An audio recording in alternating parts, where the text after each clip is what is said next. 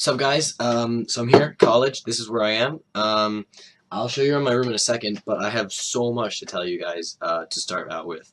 So, first thing defining my college experience was the fact that I actually missed the bus to get to get here to Hanover because the bus decided to skip the stop with me and my freshman companions. So we had to wait about another 2 hours. So we get to campus and we're like rushing to make it to the trip thing. So we make it to the trip thing and I'm getting there late and basically at first all I can see are these people with their hair just dyed and just wearing like crazy amounts of like neon clothing, kind of like Neon Rave Day at WIS, but like on crack cocaine and heroin combined into one super drug. And so they're just insanely dressed, and they're called.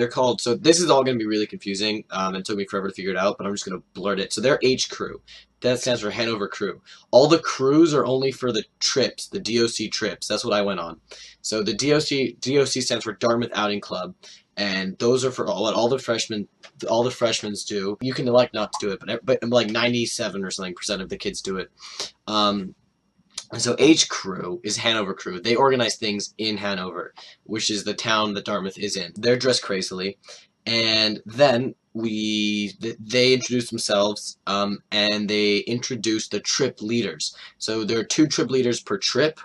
I was hiking one in section I, so there's like 8 to 10 sections, each with all of the trips in it. So I was I-31, so which means section I hiking level 1, which is the easiest. And so I met my 2 trip leaders, and they were really great. Yeah, my trip leaders were amazing. I will tell you more about them, but this right now, I'm thinking like a picture of them on screen is gonna just pop up. They were upperclassmen. One is now going to be a senior, and the other one is now going to be a junior. We break up into groups, and we play like name games and stuff, so that we so that we meet everyone else on our trip. And everyone on my trip was pretty fantastic. This is a picture of us. I'm sure I keep in touch with some of them. Like we hang out sometimes all together. There's a lot of them. Maybe I'll name them. Maybe I won't. If I come across them, I'll be sure to introduce you. They're all really, really fun. None of them were like awkward or like mean. They're all really genuinely nice people. But I think we need to. So after that, we are introduced to the trip leaders. We actually are taught a dance because every year, Dartmouth students are given a new dance to represent their year. And sometimes the dances don't catch on, but sometimes they really catch on. And the most popular and oldest one is the Salty Dog Rag.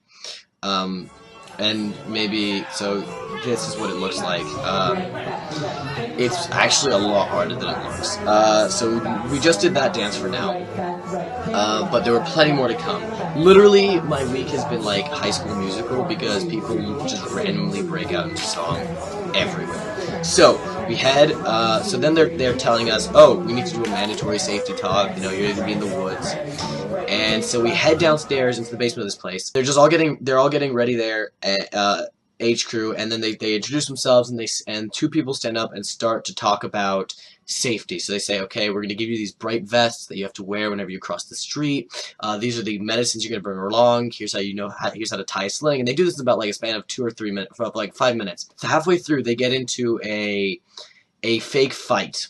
They just get into a fight, and immediately as they break into fight, the entire H Crew, wearing their just spangled colors, burst on stage and start to do dance and musical numbers to teach us about how to survive in the woods.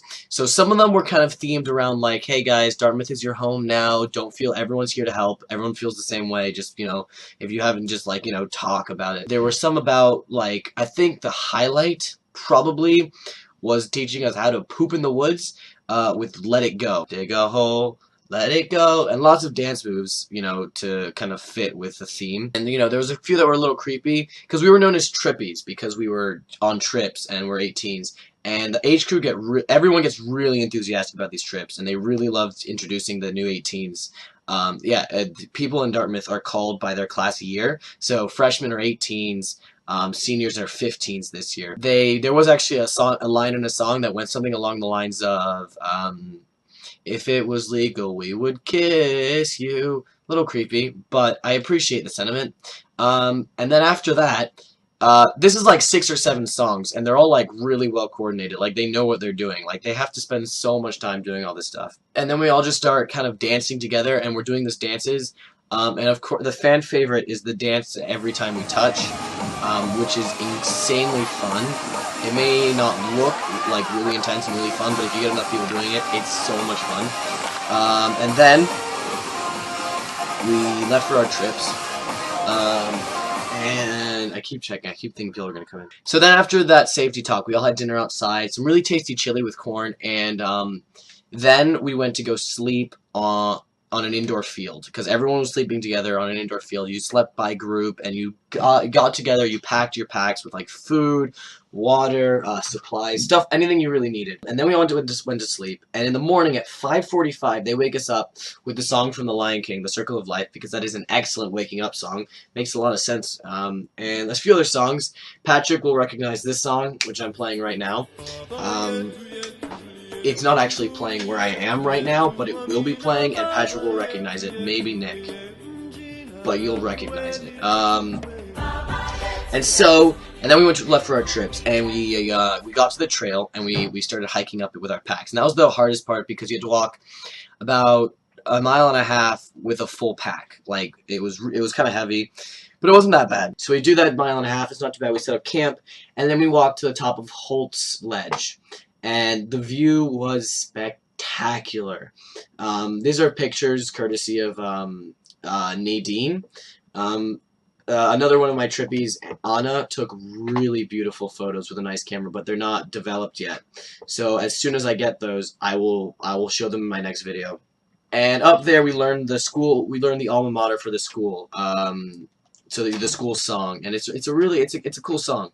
I like it a lot. Yeah, that was we had lunch up there, peanut butter and jelly in pita, which was so good. We walked back down, and we kind of chillaxed for the rest of the day. When I say chillaxed, I mean filmed a murder mystery, because our trip leader decided that it would be a great idea to take his puppet along with him, Joey Jehoshaphat, which is his name. We were going to film a murder mystery where the trip leaders are killed mysteriously, and the trippies have to figure out that it's the puppet. I'll send a link to that to everyone when it's done, because it was hilarious filming it. There are probably a lot of inside jokes, but I don't care. I had a great time doing all that.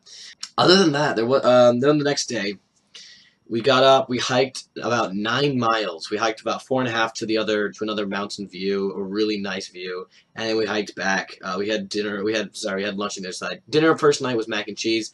Dinner second night was burritos.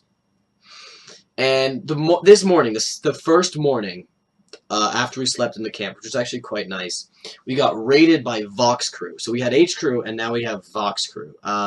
Vox Crew's job, H Crew stays in Hanover to greet people and kind of take care of things there. Vox Crew's job is to visit the trips while they're on the trips and give them like supplies, care packages. And so Vox Crew raided us, and they obviously do it in a ridiculous manner. They were all dressed in white and black robes, pointed at our trip leader and said, "You must choose between the good and the light." And the light obviously had the pancakes, so we chose them. And they apparently do a different routine every time they raid a place. Like they had these tools. Like apparently the scepter had also been used as a metal detector sometimes for some reenactments. They just do different things every time. We talked to them, and they were really nice. As you may have noticed, some theme that prevails throughout trips is the fact that you kind of prank the students a little bit. Like I've already mentioned that we thought we were going to get a safety talk, and instead we got a musical performance. That was astoundingly amazing. We got raided in the morning with a fake thing. And what you have to understand is that it was all so surreal and all so great, and you really want to believe that amazing things are true. So on our first night, our trip leader told us that she'd been given a letter, and that she was gonna read it, and she's also been given a container with it. And for those of you who don't know, Robert Frost was a Dartmouth alum. He didn't graduate per se, but he went here. And so the letter read that it was addressed from Louisa Frost, Robert Frost's great-granddaughter or granddaughter, I can't remember at this point, and telling us that one trip every year had the honor to spread a portion of Robert Frost's ashes across the New Hampshire wilderness because he loved the place. And so that's what was in the container apparently. And so the last morning we get up really early so that we can hike back to the most beautiful view that we remember to spread his ashes to do him justice. And we get up there where we all read his poems to to commemorate the moment. And the two trip leaders, they decide that okay, let us throw it first. And we open the bag and there's kind of like a brownish blackish powder in there. And they each take a pinch, and they're like, "Oh, this is so weird! Like I'm touching Robert Frost." We called it a cuddle puddle with Robert Frost. And then they looked seriously at us, and they said, "We need to do something special." And in that precise moment, they threw it into their mouths. They threw it into their mouths, and turned to us, and just smiled with like cocoa powder all over their face, because that's what it was. And we were so tricked. It was horrible. I'm sure there's a video of it. If there is, it's playing right now. Or a picture or something. I'm kind of tired, I'm not gonna lie. But, okay. Then, that day we went to the Lodge, which is, I'm pretty sure it's owned by Dartmouth. Fun fact, more area in New Hampshire is owned by Dartmouth than the state of New Hampshire. Like, yeah. They own a lot of shit. Okay, then we went to the Lodge, and the Lodge was really nice too. I played frisbee with a lot of people, and there we learned the rest of the rest of the dances. And obviously, everyone's favorite was Every Time We Touch. And our year, we were taught our dance, which is to Staying Alive, obviously. We've been told that the power has been cut out, and that you can't really see in the dining hall. So they lead us all in one by one to the dining hall to sit down. And they're like, okay, we're calling, the electrician to see if we can get the power back up. We'll try and give you food in the meantime. And after about a minute or so, all the lights turn on, and it turns out that everyone in Lodge crew is like hanging from the ceilings. And they all drop down and obviously break out into musical numbers about soup and how we're all going to eat soup. And they start serving us soup while singing the song.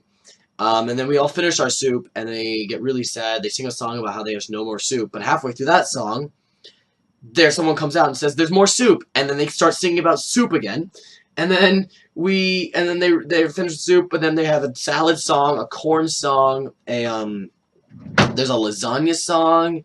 There's just songs about everything. And they're all really good. They were really amazing. Yeah, it was just wonderful. And then after dinner, we all went outside and camped out for a little horror story. It wasn't that scary. And then we went upstairs to watch some movies. One movie was about the Dartmouth Outing Club, which sponsors all these trips, and they're really great. You can do anything on campus that you want to do. That's outdoorsy. And then they also did a video, like a really old video, about some guy that was hiking Moosilauke Mountain, which is the biggest mountain around, or one of the biggest mountains around. And it's a really old movie, one of the first movies entered into Sundance. And it's about this old man who climbs the mountain, and they basically, since it's a really old movie, the Lodge crew found lots of funny jokes that they could make that are situational that you couldn't have made before then, and they made them during the thing. They were mostly pretty dirty, which is kind of funny. It was kind of funny. And then that was the end of trips. It was pretty fantastic. It was one of the best experiences I've ever had in my life, and I made some amazing friends. And I moved into my dorm, and my dorm mates are amazing. And I will introduce you to all of them coming soon. Next week. That's when I'm going to do that.